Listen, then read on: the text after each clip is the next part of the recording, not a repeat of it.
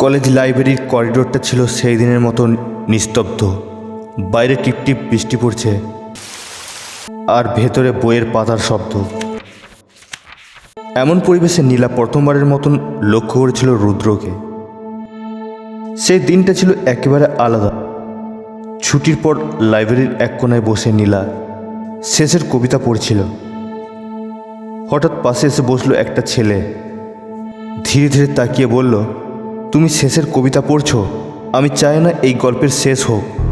নীলা একটু চমকে তাকিয়েছিল, তারপর চোখ নামিয়ে আবার বইয়ে মুখ গুজে দিয়েছিল। কিন্তু মন যে তখনও আটকে ছিল ওই কথায়। সেদিন প্রথমবার কথায় বন্ধন না হলেও চোখে চোখে একটা অদৃশ্য সেতু তৈরি হয়েছিল। এরপর প্রায় প্রতিদিন লাইব্রেরিতে দেখা হতে লাগলো।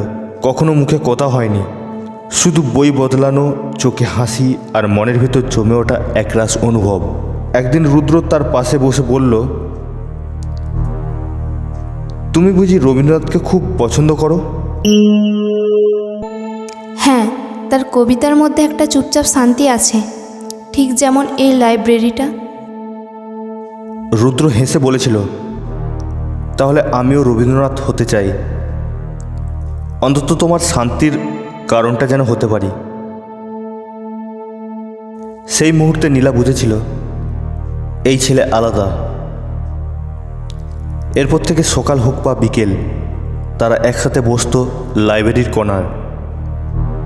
মাঝে মাঝে বই ছুঁয়ে হাতের আঙুল একে অপরের গায়ে লেগে যেত, আর সেই সঙ্গে ছোট্ট ছোঁয়াতেই যেন মনের ভিতরে বাজত এক নতুন গান। তাদের ভালোবাসা শুরু হয়েছিল বইয়ের পাতায়, অথচ শব্দের প্রয়োজন হয়নি। নিঃশব্দ ভালোবাসা, নিঃশব্দ একটা গল্প।